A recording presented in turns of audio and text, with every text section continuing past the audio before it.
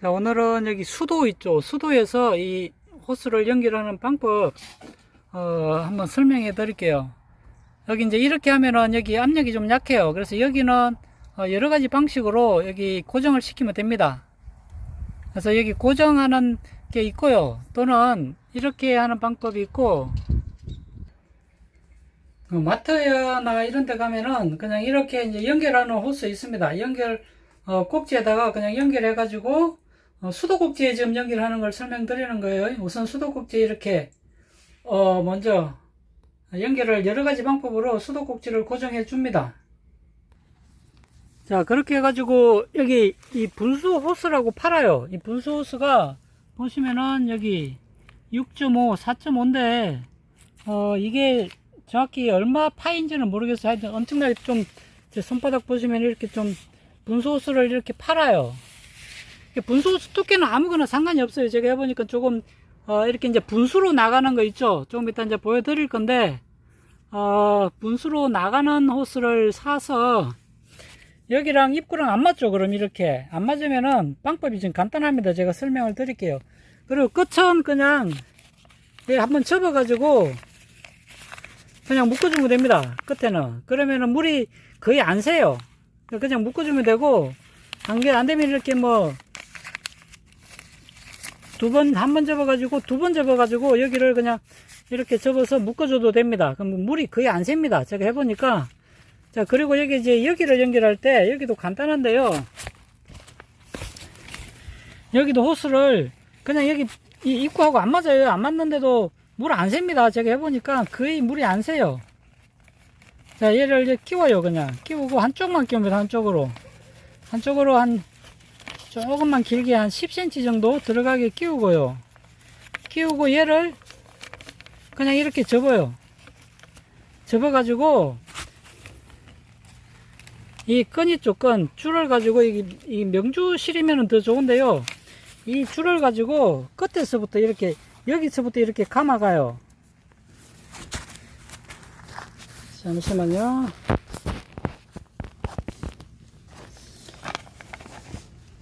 얘를 안에 집어넣죠. 집어넣고 얘를 그냥 위로 이렇게 감습니다. 감고 난 뒤에 그냥 여기 줄을 가지고 여기 끝에서부터 이렇게 여기서 한번 엇갈리게 이렇게 고정을 시켜 주고요. 그리고 그냥 계속 이렇게 감아 나가면 됩니다.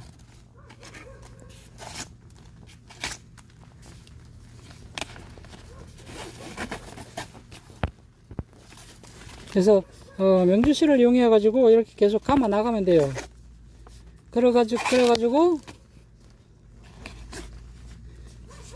끝까지 이렇게 조금만 힘주고 그냥 감아 나가고 난 뒤에 여기 이제 끝까지 왔죠. 끝까지 왔으면은 다시 거꾸로 이렇게 또 한 번 더 갑니다.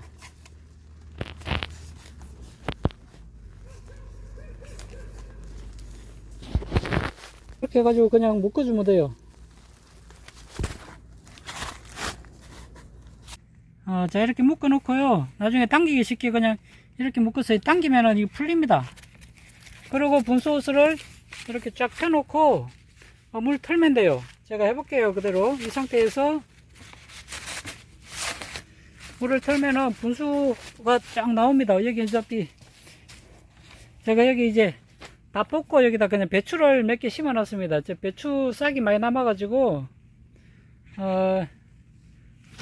얘는 안 심겨졌네. 그리고 뭐 다 20cm 간격이기 때문에 몇 개 안 심어, 한 20개만 심었습니다. 여기 그냥 어차피 여기 상추 이제 뽑아내고요. 상추 저기 다 뽑아냈죠. 다 뽑아내버리고, 저거는 좀 오래된 상추들은 그냥 뽑아내고, 여기다가 분소스를 여기 끝에 이제 여기 이게 뭐죠, 이게 케이블 타이를 이용해 가지고 이렇게 해 가지고 묶어줘도 되고요. 그리고 여기 끝에 이렇게 놔둡니다. 제일 끝쪽에 분소스 나가게 놔두고요. 쭉 이렇게 연결해 놓고 그냥 틀면 됩니다. 물을 어차피 여기 오늘 물을 줘야 되기 때문에. 자, 이제 물을 틀어 볼게요. 그러면은 분수처럼 이렇게 나갑니다. 잠시만 기다려 보세요. 자, 그리고 귀찮으신 분들은 물 털러 가기 귀찮잖아요. 물 털어놓고 여기 끝에다가, 이 끝이거든요, 여기. 끝에다가 이렇게 밸브 하나 달아도 돼요. 물 차는데 시간이 조금 걸립니다. 그래서 여기 물이 다 차야 분수에서 분수가 나와요. 좀 이따가 볼게요. 이제 차고 있습니다. 물이 이제 이렇게 천천히 차고 있어요. 보면은 꿀렁꿀렁 합니다. 그래서 이제 거기다 차면은 분수가 나올 거예요. 이게 물이 새긴 셉니다. 조금씩. 이거는 뭐 자기가 더 조금 주우면은 물이 뭐 조금 안 셀 수도 있고요. 이 정도야 뭐 돈 안 들이고 할 수 있으니까 보세요.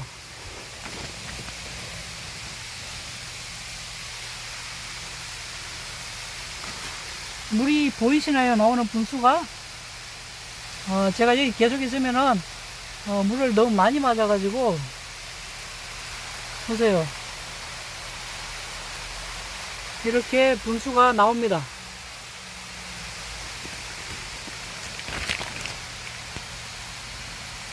이렇게 하면은 두 구렁 정도 이렇게 물을 줄 수가 있어요.